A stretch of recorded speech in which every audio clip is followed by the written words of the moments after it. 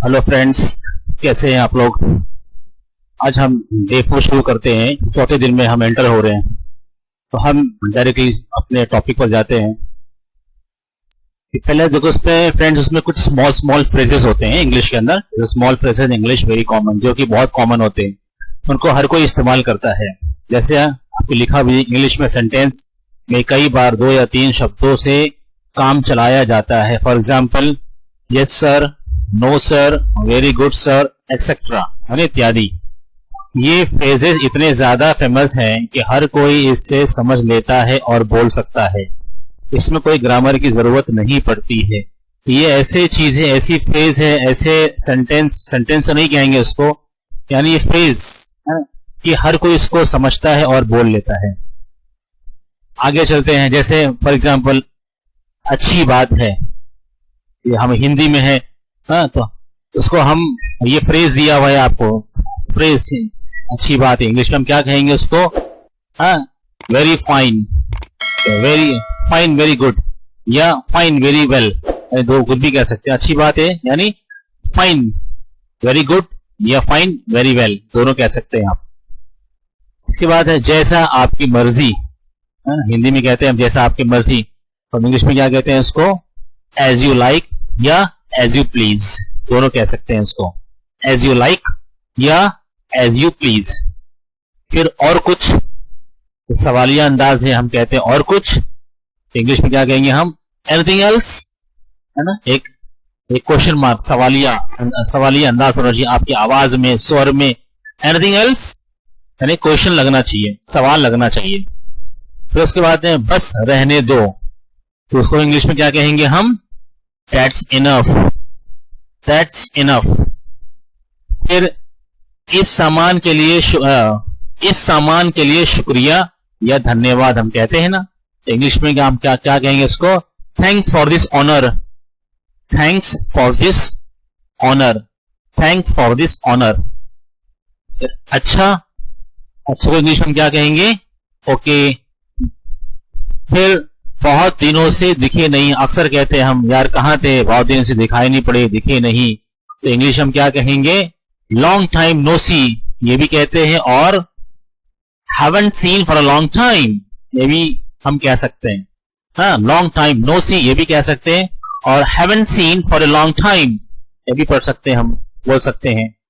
फिर अच्छा चलते हैं, इंग्लिश में क्या कहेंगे? Goodbye. जैसे अलविदा लेते हैं तब गुड बाय कहते हैं। फिर जरा से भी नहीं, हम कहते हैं ना, नहीं बस जरा से भी नहीं, कुछ नहीं चाहिए मुझे, बहुत हो गया। तो क्या जरा से भी नहीं क्या कहेंगे?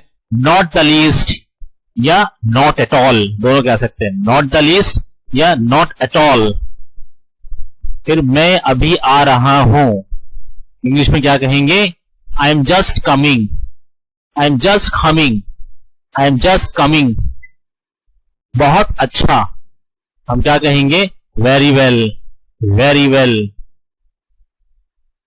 फिर क्यों नहीं, सवालिया अंदाज कहते हैं ना, क्यों नहीं, हम क्या कहेंगे? वाई नॉट, क्या कहेंगे हम? वाई नॉट, क्यों नहीं। थोड़ा से भी नहीं, तो हम क्या कहेंगे इंग्लिश में? नॉट अ बिट, मतलब थोड़ा से भी नहीं। नॉट अ बिट, बिट मतलब थोड़ा, नॉट अ बिट, थोड़ा से भी नहीं। फिर ध्यान रखना, हम कहते हैं ना, जाओ लेकिन ध्यान रखना, हम इंग्लिश में क्या कहेंगे? Take care, take care yourself, अपना ध्यान रखना। Take care of your belonging, अपने सामान का ध्यान रखना, हम ऐसे कहते हैं ना। टेक केयर मतलब ध्यान रखना। फिर कल मिलेंगे, तो इंग्लिश में क्या कहेंगे हम? See you tomorrow, see you tomorrow. फिर हाँ जरूर, इंग्लिश में क्या कहेंगे हम? Yes sure, yes sure. फिर बहुत है, इंग्लिश में क्या कहेंगे हम? This is too much, this is too much. फिर हाँ सर, हम कहते हैं ना, हाँ यस सर, हाँ सर, तो हम क्या कहेंगे? Yes sir. फिर नहीं कभी नहीं, है ना, नहीं कभी नहीं हम बोलते हैं, तो फिर इंग्लिश में क्या कहेंगे? No not at all, no not at all. कोई बात नहीं, तो क्या कहेंगे हम? Never mind, doesn't matter. किसी को अगर लग गया, तकलीफ हो गई, हम उसको सॉरी बोलते हैं, तो सामने वाला क्या कहता है? कोई बात नहीं, कोई बात नहीं। तो इंग्लिश में क्या कहेंगे? Never mind, doesn't matter, never mind, doesn't matter, दोनों चीज कह सकते हैं हम। फिर और कुछ नहीं, और कुछ नहीं, नथिंग एल्स, नथिंग एल्स, कोई खास बात नहीं, इंग्लिश में क्या कहेंगे हम, नथिंग एल्स। भरोसा की रखिए, हम कहते हैं ना मुझ पर भरोसा रखिए, मुझ पर भरोसा कीजिए, तो इंग्लिश में हम क्या कहेंगे, हम उसको rest assured, rest assured, rest assured. तो उसके बाद ये सब फ्रेजेस है, पर ये पूरा सेंटेंस नहीं है। जाहिर सी बात, ये पूरा सेंटेंस तो है नहीं, फ्रेज कभी सेंटेंस होता नहीं है, उसमें और कुछ मिलाना पड़ता है सेंटेंस के लिए। पर इनसे पूरा वाक्य जैसा काम लिया जाता है, यानी ये पूरा फ्रेज है, ये जो हमारे फ्रेज है, ये सेंटेंस नहीं है पूरे, लेकिन पूरा सेंटेंस जैसा काम इससे लिया जा सकता है। इसके बाद हम आते हैं friends, sentence of command and order. किसी को हम कमांड करते हैं या ऑर्डर करते हैं, जैसे फॉर एग्जांपल हमने किसी को कमांड किया रुको, तो इंग्लिश में क्या कहते हैं हम, आई से स्टॉप, ये एक ऑर्डर हो गया, कमांड हो गया, कमांड है ना, मैंने कमांड दिया, आई से स्टॉप। सेकंड, बोलो, हम किसी को ऑर्डर दे रहे हैं, ये स्पीक। देन सुनो, इंग्लिश में क्या कहेंगे, लिसन। फिर यहां ठहरो, हम इंग्लिश में क्या कहेंगे, वेट हियर, वेट हियर। इधर आओ, इंग्लिश में क्या कहेंगे हम, कम हियर।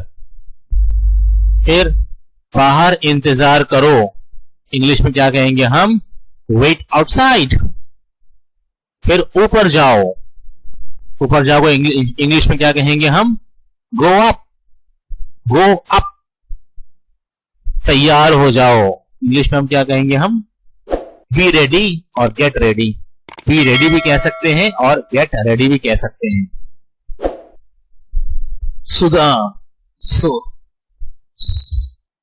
सावधान रहो, सॉरी मैं यहाँ पे एन लिखना चाहिए था, यहाँ पे आर लिख दिया, तो इसमें जल्दी पढ़ नहीं पा रहा था। ये सावधान रहो, इंग्लिश हम सावधान रहो कहते हैं ना, ये सावधान है, यहाँ पे एन होना चाहिए, सावधान।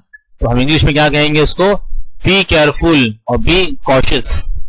हाँ, बी अलर्ट भी कहते हैं, बी केयरफुल भी कहते हैं, बी कॉशियस भी। देखो कहीं आपने जू पर जाएंगे, जहां जानवर है, जंगली जानवर है या कुत्ते हैं, अगर किसी के घर पर जाएंगे वहां कुत्ते, वहां बोर्ड पर लिखा रहता है बी केयरफुल या बी को। यहाँ पे स्पेशली जो बिजली का खंभा रहता है, बिजली का जो मिनी प्लेयर होता है जहां से बिजलियां डिस्ट्रीब्यूट होती है, वहां भी तो बोर्ड पे लिखा रहता है।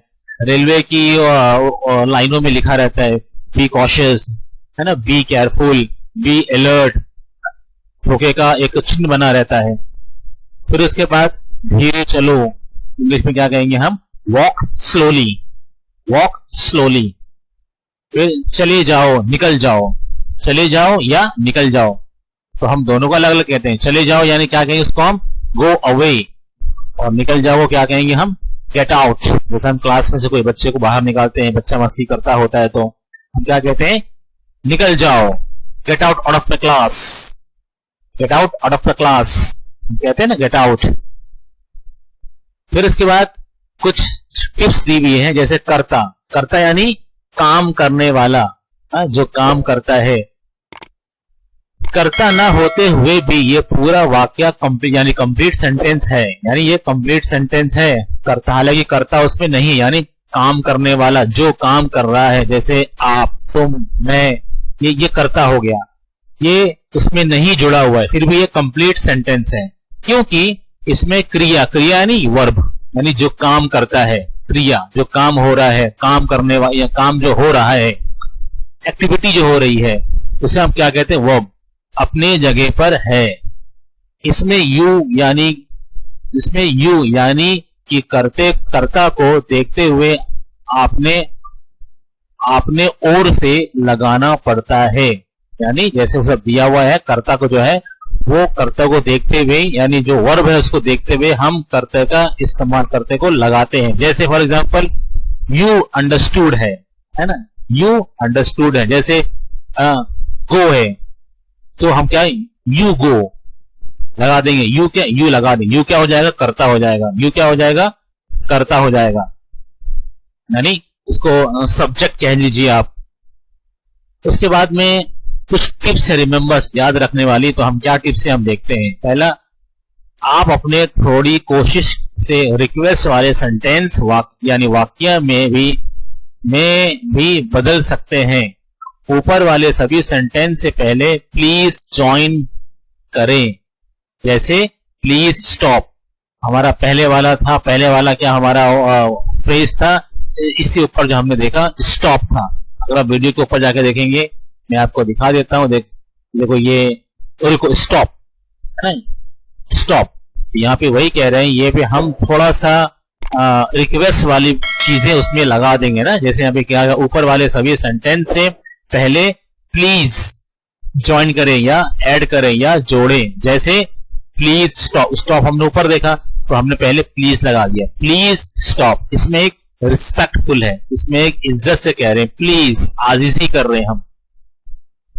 फिर उसके बाद जब आप अपने अधिकारी से परमिशन मांगेंगे तो वहां प्लीज के बदले काइंडली का इस्तेमाल करें। जैसे आपने अपने बॉस से, अपने हायर अथॉरिटी से, हायर ऑफिसर से आपको कोई चीज की परमिशन मांगनी तो वहां प्लीज मत लगाइए, वहां पे काइंडली लगाइए। काइंडली जो है वो फॉर्मल लेटर है और प्लीज जो है वो इनफॉर्मल लेटर है। तो अथॉरिटीज में यानी ब्यूरोक्रेसी जहां होती है, ऑर्गेनाइजेशन जहां होता है, वहां पे काइंडली का इस्तेमाल होता है। जैसे एग्जांपल, कृपया मुझे एक दिन की छुट्टी चाहिए, हम अपने बॉस से कहते हैं, है ना, सुपीरियर से कहते हैं। तो हम क्या लिखेंगे इंग्लिश में, kindly grant me leave for 1 day. Kindly grant me leave for 1 day, एक दिन की छुट्टी मुझे चाहिए। यहां हम प्लीज नहीं लिख सकते। फिर कृपया इस मामले की जांच पड़ताल करें।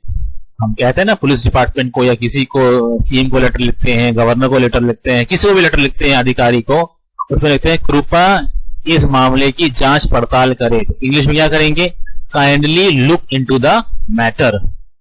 इन सब जगहों पर प्लीज का इस्तेमाल करना अच्छा है।